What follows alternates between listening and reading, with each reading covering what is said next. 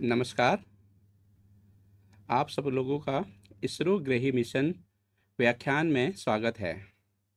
मैं आशीष जोशी आईआरएस इसरो में वैज्ञानिक के पद पर कार्यरत हूं और इस व्याख्यान में इसरो के विभिन्न गृह मिशन के बारे में चर्चा करूंगा। इस व्याख्यान में मैं प्रमुखतः चंद्रयान 1, 2 और 3 एवं मंगल मिशन के बारे में चर्चा करूंगा। चंद्रयान मिशन से पहले हम लोग थोड़ा चंद्रमा के बारे में जान लेते हैं। तो इसमें चंद्रमा पृथ्वी का प्राकृतिक उपग्रह है और हमारे सौरमंडल के सबसे बड़े प्राकृतिक उपग्रह में से एक है। अगर हम इस स्लाइड में देखें जो आकार है चंद्रमा और अर्थ का, इसमें जो चंद्रमा है वो पृथ्वी का लगभग 1/4 से थोड़ा अधिक है। और अगर उसका ग्रेविटेशन देखें तो ग्रेविटेशन उसका 1/6वां भाग है। इसका रेडियस अराउंड 1737 किलोमीटर है, जबकि पृथ्वी का 6371 किलोमीटर है।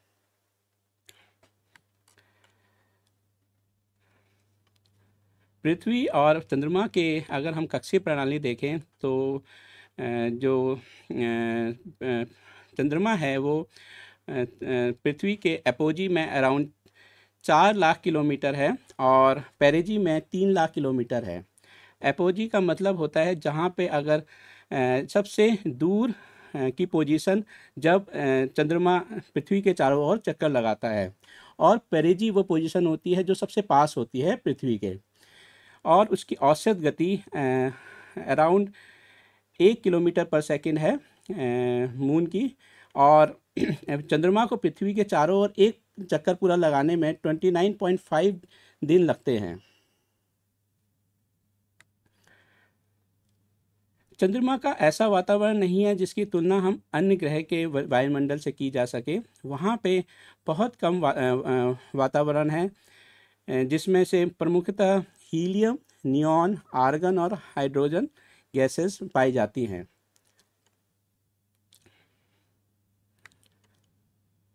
अगर हम चंद्रमा की भूविज्ञान के बारे में देखें तो वो पृथ्वी से बहुत अलग है और वहाँ पे 2 प्रकार की श्रेणियाँ हैं। एक को हम मारे कहते हैं और दूसरे को हम हाईलैंड कहते हैं। इस पिक्चर में आप देखें तो जो डार्क कलर के स्पॉट्स हैं उसको हम मारे कहते हैं, जो कि बहुत लोअर एलिवेशन की सतह होती हैं, और जो हाईलैंड होते हैं वो पहाड़ी क्षेत्र होते हैं जिसकी एलिवेशन ज़्यादा होती है। पहले जो मारे रीजन है उसको समुद्र के तौर पे देखा जाता था, बट बाद में पता चला कि वो अंधेरे बेसाल्टिक मैदान हैं। चंद्रमा में जो धूल के समान रेगोलिथ पाई जाती है, जो कि ज़्यादातर सिलिका से बनी रहती है, और क्योंकि वहाँ पे वायुमंडल नहीं है इसलिए वहाँ पे सॉइल एरोजन का भी कम प्रभाव होता है। और जो रेगोलिथ होती है वो एक्चुअली बहुत महीन कण की धूल के समान होती है।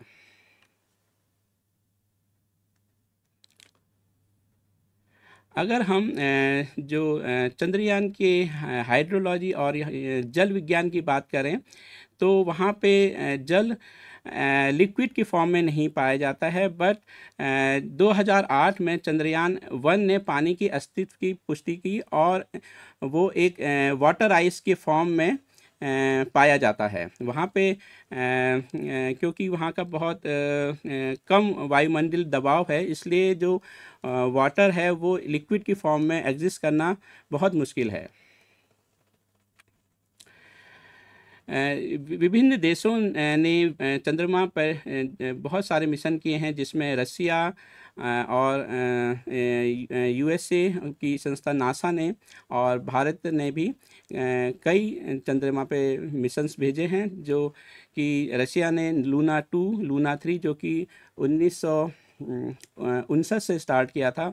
इसमें आप जो काले रंग के लिखे हुए हैं वो क्रू मिशन नहीं हैं, और जो ऑरेंज रंग के हैं वो क्रू मिशंस हैं। तो जो अपोलो 11 मिशन था वो एक्चुअली क्रू मिशन था। तो उसमें जो पहली बार नील आर्मस्ट्रॉन्ग और ह्यूमन ने चंद्रमा पे पाँव रखा था, जो अपोलो 11 मिशन के तौर पे हम जानते हैं।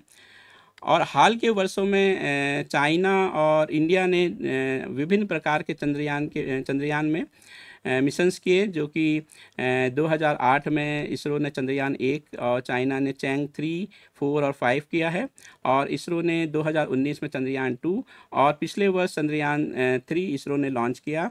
और पहली बार विक्रम लैंडर की सॉफ्ट लैंडिंग चंद्रमा पर की गई।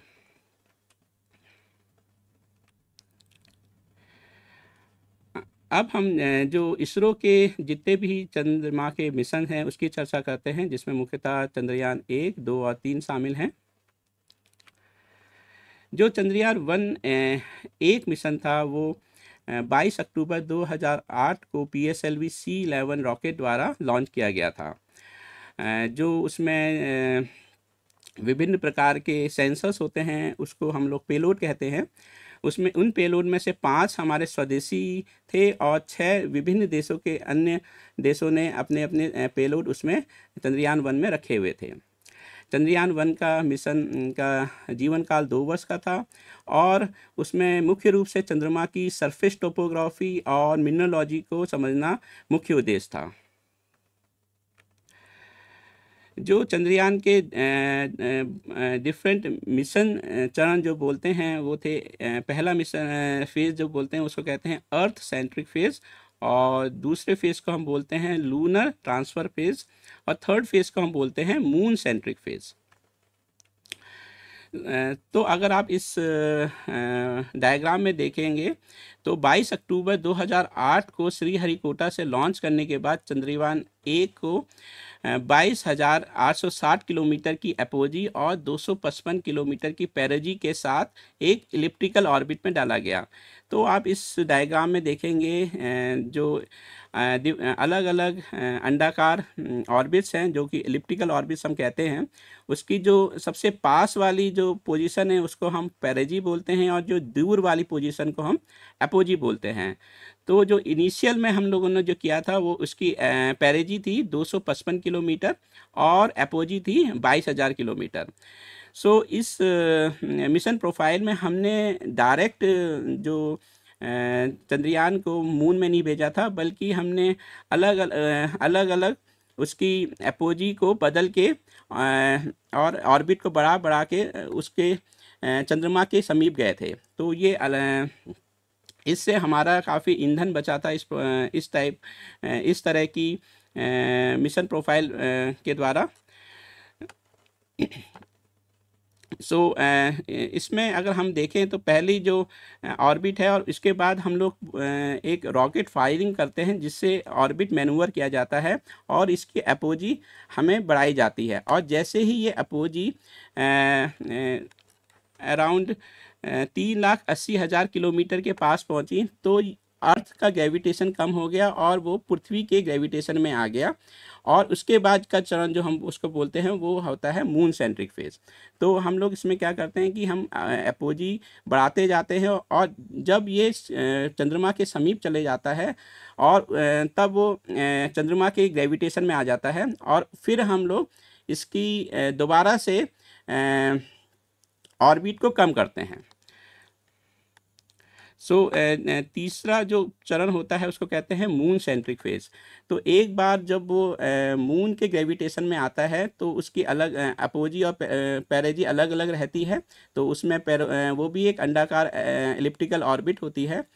तो जब वो मून सेंट्रिक फेज़ में होता है तो उसका हम लोग दोबारा से ऑर्बिट मैनूवरिंग करते हैं, लेकिन इस बार हम मैनूवरिंग में कम करते हैं और इलिप्टिकल से उसको सर्कुलर ऑर्बिट की तरफ ले जाते हैं। और 12 नवंबर 2008 को चंद्रयान 1 मिशन ने 100 किलोमीटर की आवश्यक ऊंचाई के साथ चंद्र कक्षा में सफलतापूर्वक स्थापित किया गया। तो जो अंत में जो हमें ऑर्बिट मिली वो सर्कुलर ऑर्बिट थी जिसका रेडियस 100 किलोमीटर का था। तो इस तरह हमने जो चंद्रयान 1 मिशन में मिशन प्रोफाइल करके डिफरेंट ऑर्बिट मैन्यूवरिंग के साथ मून पर की ऑर्बिट प्राप्त की।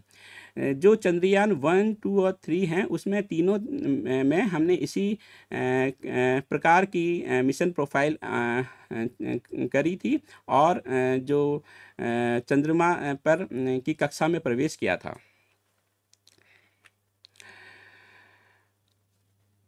जो चंद्रयान 1 के डिफरेंट पेलोड्स थे उसमें मुख्यतः हमारे पास 11 पेलोड्स थे।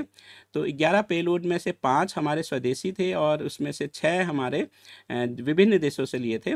तो पहला जो था वो टेरेन मैपिंग कैमरा था। टेरेन मैपिंग कैमरे में 2 कैमरे लगे थे जिससे कि हम वहाँ का जो एलिवेशन जो प्रोफाइल है वो प्राप्त कर सकें, जो कि हम उसको बोलते हैं डिजिटल एलिवेशन मैप जनरेट करना, जिसमें फोटोग्रामेट्रिक टेक्निक हम लोग यूज़ करते हैं 3D सरफेस जनरेट करने के लिए। तो जो TMC कैमरा था वहाँ पे हमने चंद्रमा की जो टेरेन सरफेस थी उसको मैप किया था। दूसरा कैमरा था उसमें हाइपर स्पेक्ट्रल इमेजर जो कि हम हाईसी बोलते हैं।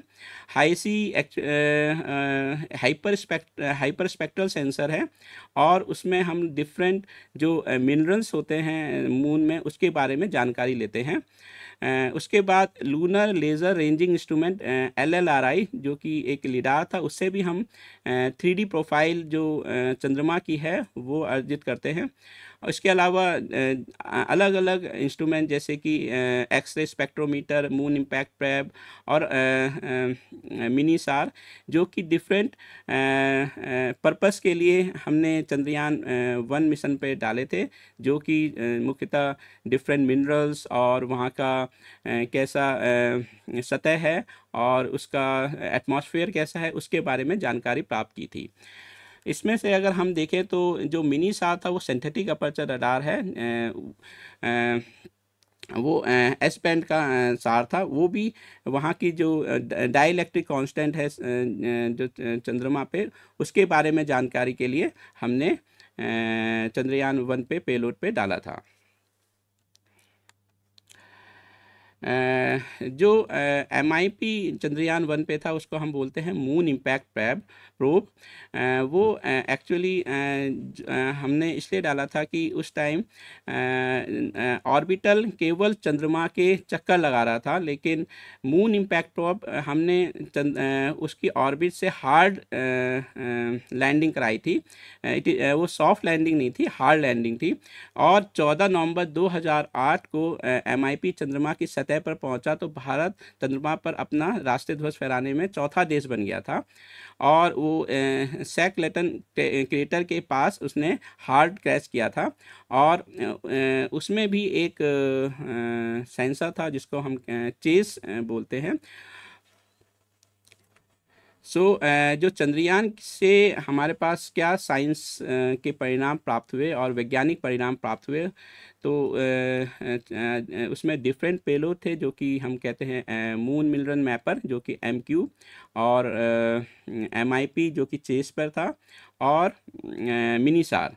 तो ये तीनों पेलोड ने चंद्रमा पर वाटर की पुष्टि की थी, जैसे M3 ने सतह पर की थी और जो MIP चेस ने एक्सोस्फेयर पे की थी और जो मिनीसार था उसने जो क्रिएटर के परमानेंट शैडो रीजन्स होते हैं जो कि कभी भी सूर्य के प्रकाश के शैडो में रहते हैं हमेशा, तो उसके अंदर वाटर आइस के जमा की खोज की थी। तो ये 3 सेंसर्स ने बेसिकली हमने water molecules in the form of water ice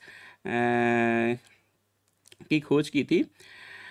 और जो कि हमारे पास TMC और LLRI जो पेलोड थे उन्होंने जो चंद्रमा का 3D जो मैप होता है वो जनरेट किया था, क्योंकि TMC फोटोग्रामेट्री टेक्निक यूज़ करता है और LLRI इज़ लिडार। तो लिडार की हेल्प से हमने जो चंद्रमा का सतह का 3D मैपिंग की थी। अब हम ज़रा चंद्रयान 2 के बारे में चर्चा करते हैं। तो चंद्रयान 1 ने चंद्रमा की सतह पर व्यापक जल योजन की खोज की, लेकिन इस बात की अस्पष्टता थी कि वो हाइड्रोक्सिल रेडिकल है या पानी का अणु। तो इस बात के लिए जो एम्बिग्यूटी थी, उस एम्बिग्यूटी को सॉल्व करने के लिए हमने चंद्रयान 2 को भेजा गया था। चंद्रयान 2 22 जुलाई 2019 को GSLV मार्क 3 द्वारा प्रक्षेपित किया गया था और 20 अगस्त 2019 को ये चंद्रमा की कक्षा में पहुंच गया था। चंद्रयान 2 में 3 अलग अलग मॉड्यूल थे, जैसे कि ऑर्बिटल, प्रज्ञान रोवर और विक्रम लैंडर। तो उसमें ऑर्बिटल में विभिन्न प्रकार के पेलोड थे, और रोवर में भी और लैंडर पे भी। सो हम अगर ऑर्बिटर की बात करें तो ऑर्बिटर में TMC-2, OHRC, DFSAR, IARS, CLASS, XSM, CHACE 2 और DFRS एक्सपेरिमेंट पेलोड था। जो TMC-2 था वो TMC-1 की तरह ही, जैसे कि मैंने बताया चंद्रयान 1 में TMC-1 जो कि चंद्रमा का 3D सरफेस को मैप करना था, तो उसी प्रकार जो चंद्रयान 2 में हमने TMC-2 को भेजा था। उसके बाद जो OHRC था, विच इज़ वो उसको हम क्या कहते हैं कि ऑर्बिटल हाई रिजोल्यूशन। DFSAR हमारे पास दो फ्रीक्वेंसी जो कि L बैंड और S बैंड, सो इसको हम लोग कहते हैं डुअल फ्रीक्वेंसी, दो फ्रीक्वेंसी वाला सार। इसी तरह जैसे HI-C हमने चंद्रयान 1 पे भेजा था, तो उससे advance sensor, hyper spectral sensor, जिसको हम बोलते हैं IARS, वो हमने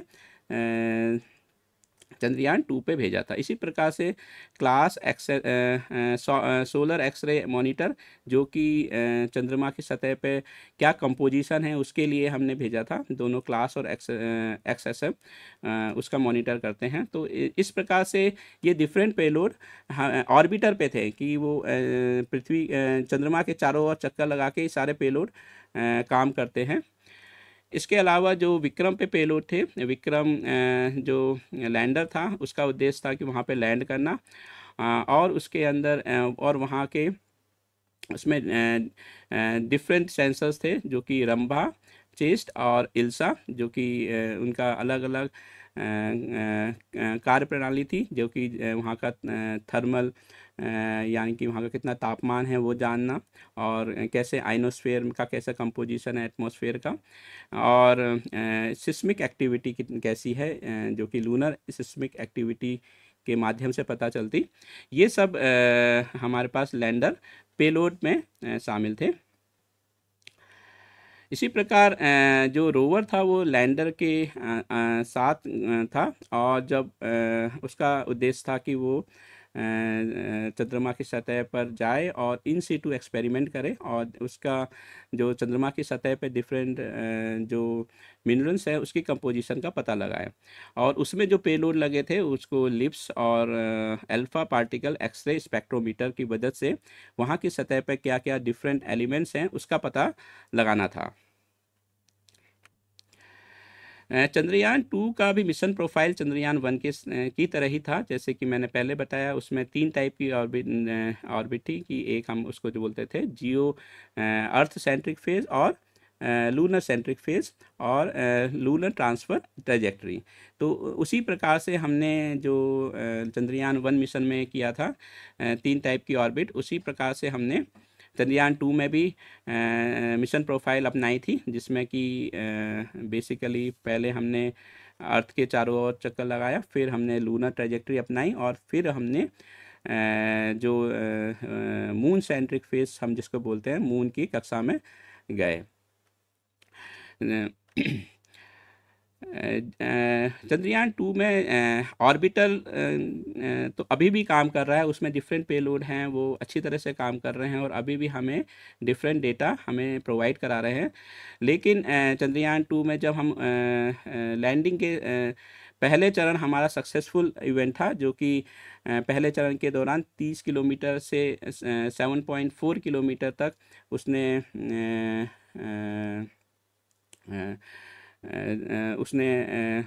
ट्रांसवर्स किया था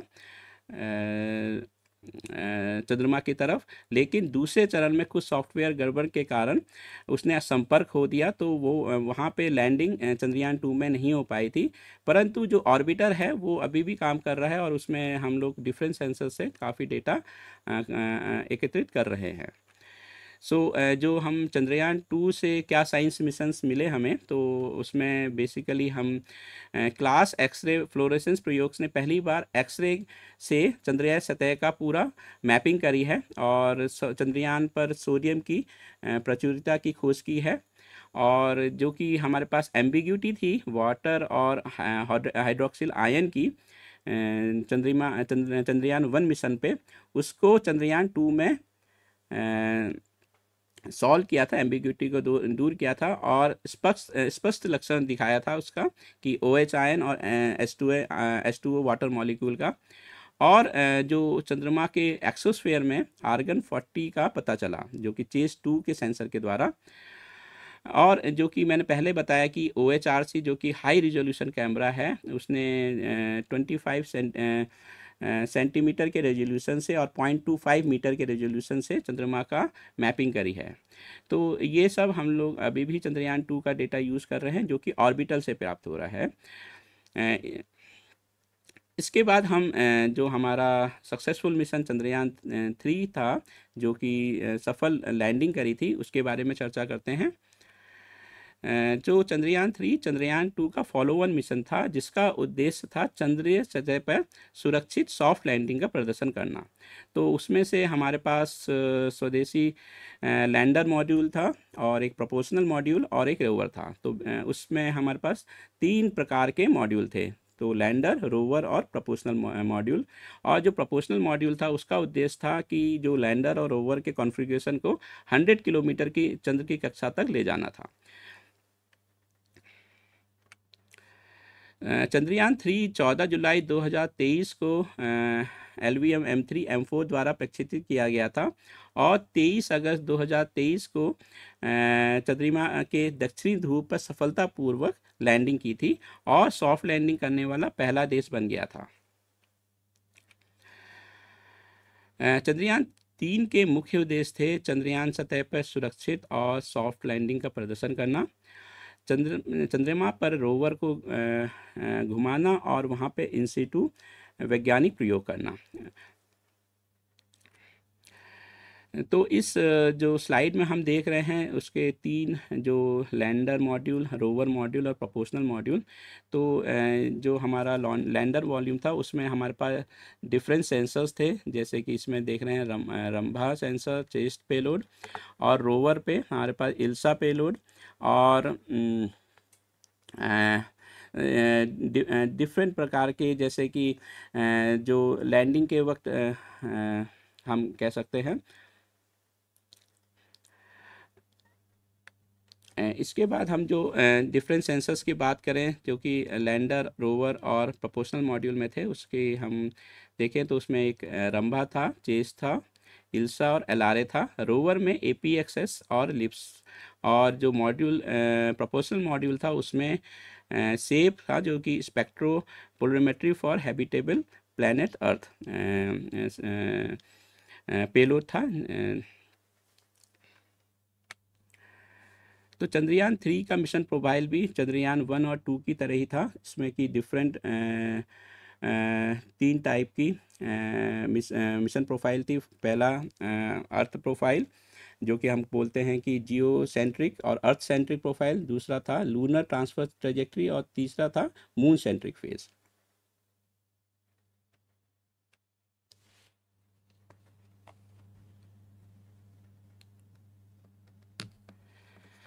चंद्रयान 3 की सफल लैंडिंग हमारी 23 अगस्त 2023 को की गई थी और जो भारत है वो दक्षिणी ध्रुव पर सफलतापूर्वक लैंडिंग करने वाला पहला देश बन गया था।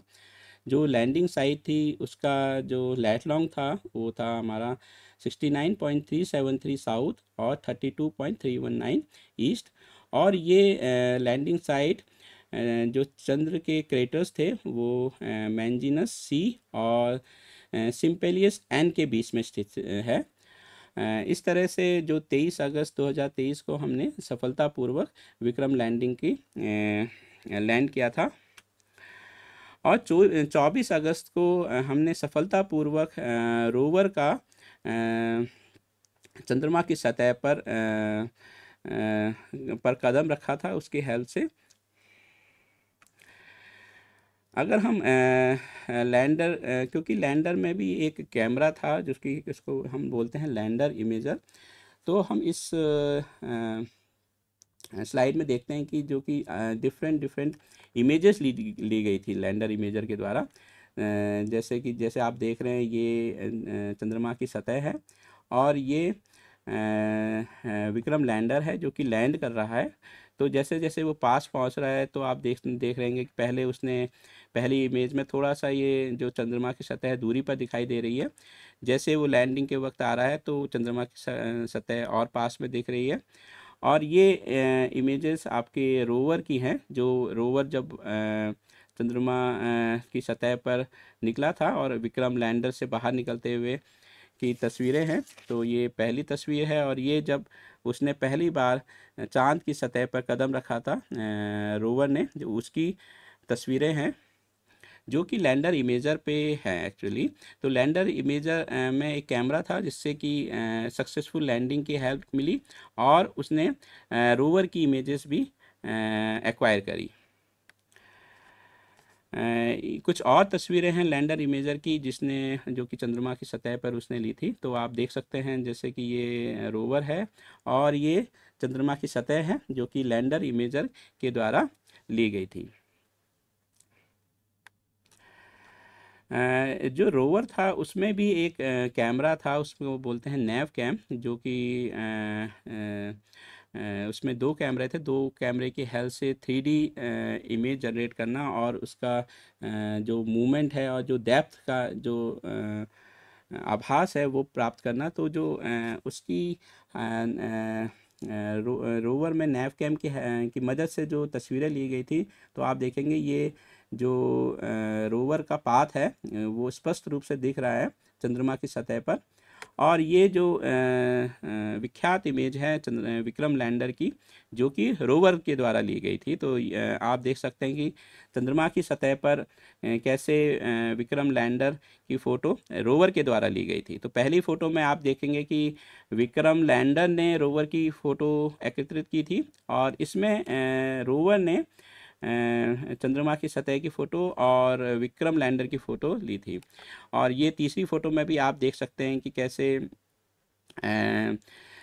जो रोवर ने चंद्रमा की सतह की फ़ोटो ली थी। और आप दूर में देख सकते हैं ये विक्रम लैंडर है। तो ये काफ़ी दूर तक जो रोवर था वो हमारा चंद्रमा पर चला था और उसने इन सीटू एक्सपेरिमेंट किए थे। ये फ़ोटो चंद्रयान 2 में जो मैं पहली बार बता रहा था कि OHRC कैमरा की है, जो कि इसका रिजोल्यूशन बहुत हाई है 0.25 मीटर और 25 सेंटीमीटर। तो चंद्रयान 2 चूँकि ऑर्बिट में था और तो हमने चंद्रयान 2 की हेल्प से चंद्रयान 3 लैंडर की इमेज ली। तो वो उसकी कक्षा में था, तो उसने ऑर्बिट से चंद्रयान 2 ने ऑर्बिटर की हेल्प से OHRC कैमरे ने चंद्रयान 3 लैंडर की इमेज ली। तो जैसे कि आप देखेंगे ये चंद्रमा की सतह की फ़ोटो है और जो ये ब्राइट स्पॉट आपको दिख रहा है वो एक्चुअली चंद्रयान 3 का लैंडर है। तो उसने ये ऑर्बिट से ली थी और जो कि ऑर्बिटर हाई रिजोल्यूशन कैमरे के द्वारा ली गई थी। अब तक जो चंद्रयान 3 ने क्या महत्वपूर्ण वैज्ञानिक परिणाम प्राप्त किए हैं। तो पहला ये है कि चंद्रमा की सतह के थर्मल व्यवहार को समझने के लिए चेस्ट ने चंद्रमा की ऊपरी मिट्टी के तापमान का प्रोफाइल को नापा है। और जो चंद्रयान 3 रोवर पर लगे उपकरण लिप्स ने दक्षिणी ध्रुव के पास चंद्र सतह की मौलिक संरचना पर पहली बार इन सीटू मैप किया है और इन सीटू मैप के स्पष्ट रूप से सल्फर की उपस्थिति की पुष्टि की है। और जो हमारा रोवर पे अल्फ़ा पार्टिकल एक्सरे स्पेक्ट्रोमीटर है उसने एल्युमिनियम, सिलिकॉन, कैल्शियम, आयरन जैसे प्रमुख तत्वों के अलावा सल्फर समेत अलग छोटे छोटे तत्वों की उपस्थिति की खोज की है। तो हम देखेंगे कि जो हमारे रोवर पे डिफरेंट पेलोड लगे हैं वो डेटा भेज रहे हैं और जो चंद्रमा की सतह का कंपोजिशन और उसके प्रोफाइल प्राप्त करने में मदद कर रहे हैं। तो ये जो रोवर है वो इन सीटू एक्सपेरिमेंट कर रहा है। तो उसको समझाने के लिए मैंने एक ये वीडियो दिया है। तो इस वीडियो में आप देखेंगे कैसे वो इन सीटू सैंपल एकत्रित कर रहा है हमारा चंद्रयान 3 का रोवर। तो इसमें आप देखेंगे कि कैसे ये इन सीटू सैंपल्स का एकत्रित कर रहा है रोवर।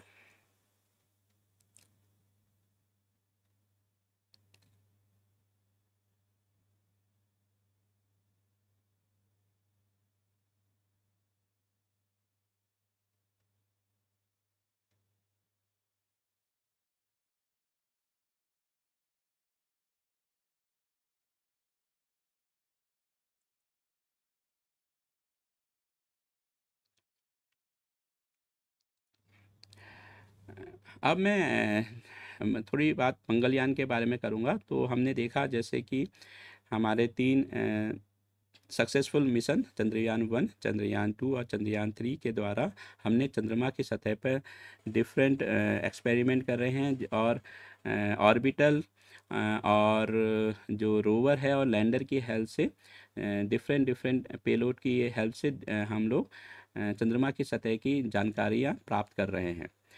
तो जो दूसरा ग्रह मिशन हमारा था वो मंगलयान था। तो हमने पहले क्वेश्चन करते हैं कि मंगल ही क्यों। तो मंगल के मिशंस के जानने से पहले हम लोग एक बार हैबिटेबल जोन की चर्चा करते हैं। तो हैबिटेबल जोन क्या होता है? तो हैबिटेबल जोन वो क्षेत्र है जो जीवित रहने के लिए ऑप्टिमम तापमान, दबाव और अनावश्यक स्थितियां प्रदान करता है।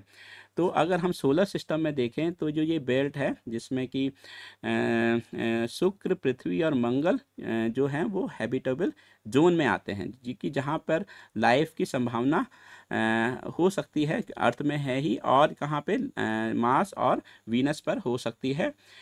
शुक्र क्योंकि जो सूर्य के समीप है तो वो गर्म है थोड़ा, और जो मार्स है वो बहुत ठंडा है। तो हम लोग जो मिशन है वो नेक्स्ट मिशन हम लोग वीनस में भेजने वाले हैं। और जो मार्स मिशन है जो कि हम बोलते हैं मंगलयान मिशन और मॉम मिशन। तो जो मॉम मिशन के बारे में मैं इस व्याख्यान में चर्चा करूँगा। जो हैबिटेबल जोन होता है वो सदैव स्थिर नहीं रहता है, क्योंकि जो पृथ्वी भी हर साल सूर्य के समीप 1.5 सेंटीमीटर करीब जा रही है पर ईयर के हिसाब से। तो क्योंकि हर चीज़ हमारे जो सोलर सिस्टम में स्थिर नहीं है, हर चीज़ मूव कर रही है, तो जो हैबिटेबल जोन है वो भी स्थिर नहीं है। तो हैबिटेबल जोन में जो अभी प्लैनेट हैं वो हो सकता है फ्यूचर में वो हैबिटेबल जोन में ना रहे। इसलिए हम लोग दूसरे दूसरे ग्रह में कहाँ कहाँ पे जीवन की संभावनाएं हो सकती हैं वो हम तलाश कर रहे हैं। तो अगर हम जो मंगल और पृथ्वी की तुलना करें तो जो मंगल है वो पृथ्वी के आकार का लगभग आधा है, और इस पे जो ग्रेविटी है वो लगभग 1/3 है। तो हम देख सकते हैं कि जो रेडियस, सरफेस एरिया, वॉल्यूम, मास और एक्सेलरेशन ड्यू टू ग्रेविटी वो पृथ्वी से कम है, लगभग आधी है। और जो वायुमंडल है तो हम जैसे इसमें जो पृथ्वी और मंगल का वायुमंडल हम अगर देखें तो जो मंगल का वायुमंडल है उसमें 95.97% कार्बन डाइऑक्साइड है, और जो पृथ्वी का है उसमें हमारा ऑक्सीजन है 21.9 और नाइट्रोजन 78% है। तो जो अधिकांश हिस्सा मार्स में है जो कार्बन डाइऑक्साइड से भरा हुआ है। अगर हम जो मार्स की है उसकी जियोलॉजी की बात करें तो जियोलॉजी में जो मंगल ग्रह का भूविज्ञान पृथ्वी के समान ही है, क्योंकि वो भी एक टेरेस्ट्रियल प्लैनेट है और वहाँ पे मुख्य रूप से सिलिकॉन और मेटेलिक ऑक्साइड से बने खनिजों से बनी हुई है। और मंगल ग्रह पर धूल आमतौर पर लोहे के ऑक्साइड के महीन कण हैं, इसी के कारण वो हमें लाल रंग का प्रतीत होता है। और अगर हम उसकी हाइड्रोलॉजी या जल विज्ञान की बात करें तो वो चूँकि कम वायुमंडल दबाव के कारण मंगल में भी जो वाटर है वो लिक्विड के फॉर्म में मौजूद नहीं हो सकता है और वो ठोस बर्फ़ के रूप में मौजूद हो सकता है। तो विभिन्न देशों में ने भी मंगल ग्रह पे कई प्रकार के मिशन किए, जैसे कि Mars 2, mariner, Viking, Mars pathfinder और मार्स ओडिसी, स्पिरिट और क्यूरियोसिटी हैं, जो कि डिफरेंट डिफरेंट देशों ने मार्स पे भेजे थे। अब हम चर्चा करते हैं अपने स्वदेशी मिशन की, जो कि मार्स ऑर्बिटल मिशन और मॉम, और या हिंदी में हम कहें तो मंगलयान मिशन। जो भारत का मंगलयान मिशन था, उसकी मुख्य उद्देश्य था मंगल ग्रह की भौगोलिक बनावट और खनिज उपलब्धता और मंगल ग्रह की वातावरण में विभिन्न गैसों के अनुपात का अध्ययन करना। मंगलयान को 5 नवंबर 2013 में PSLV C-25 से लॉन्च किया गया था। इसमें थोड़ा सा जो मिशन प्रोफाइल था वो चंद्रयान से अलग था। इसमें जो हम बात करते हैं उसमें 3 फेज़ थे, अर्थ सेंट्रिक फेज़ और हीलियोसेंट्रिक फेज़, जो कि सन सेंट्रिक फेज़ भी हम कह सकते हैं, और तीसरा एरियोसेंट्रिक फेज़, जो कि मार्स के लिए था, मार्स के ऑर्बिट के अराउंड था, जिसको जो हम बोलते हैं एरियोसेंट्रिक फेज़। अगर हम जो मंगलयान का मिशन प्रोफाइल देखें तो वो लॉन्च 2013 में किया गया था और उसको ट्रैवल करने में लगभग 300 दिन लगे, 299 डेज। जो मॉम को शुरू में 23,550 किलोमीटर की एपोजी पर सन सिंक्रोनस ऑर्बिट में रखा गया था।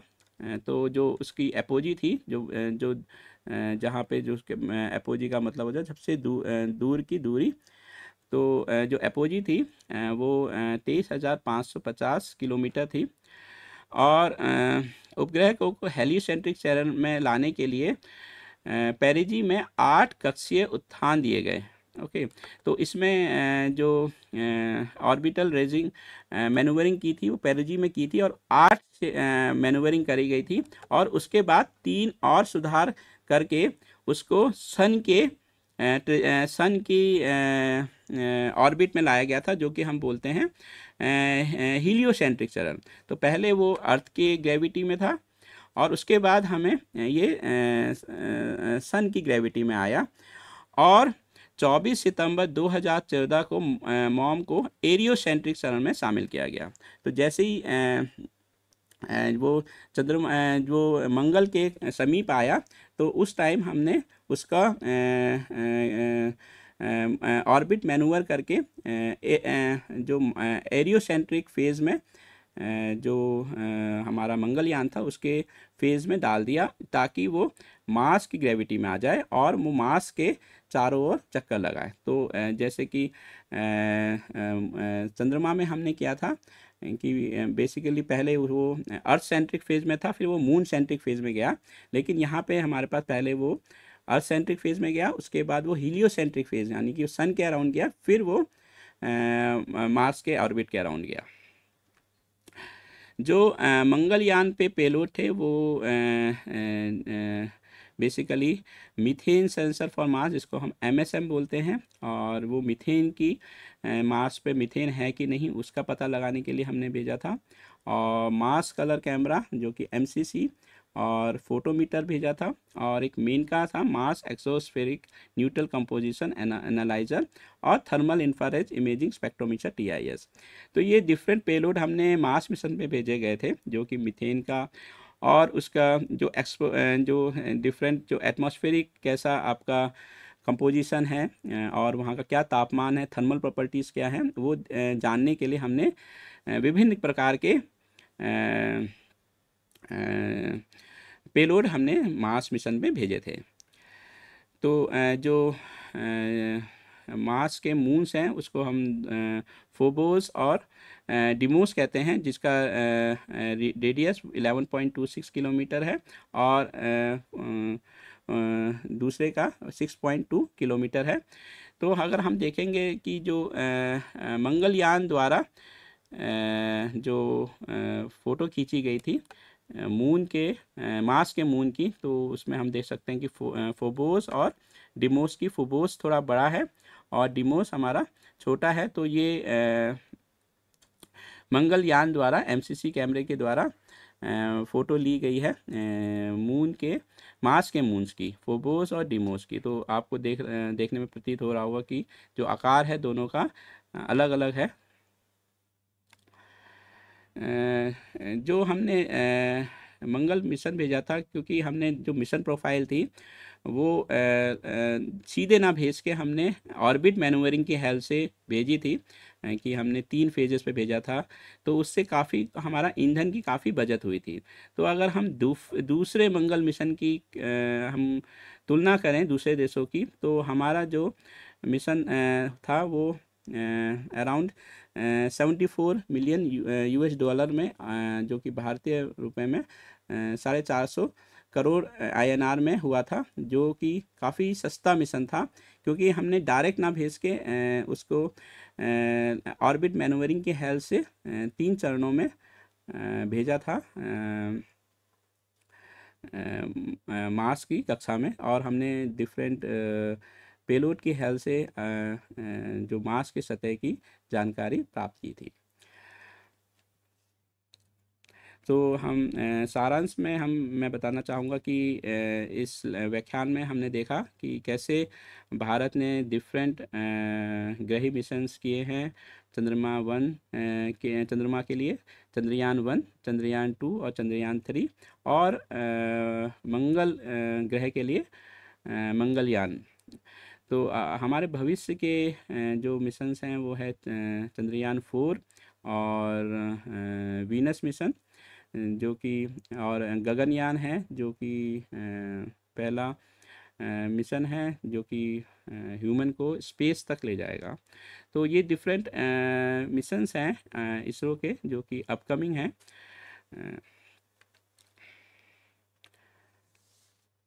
सो इसी के साथ मैं इस व्याख्यान का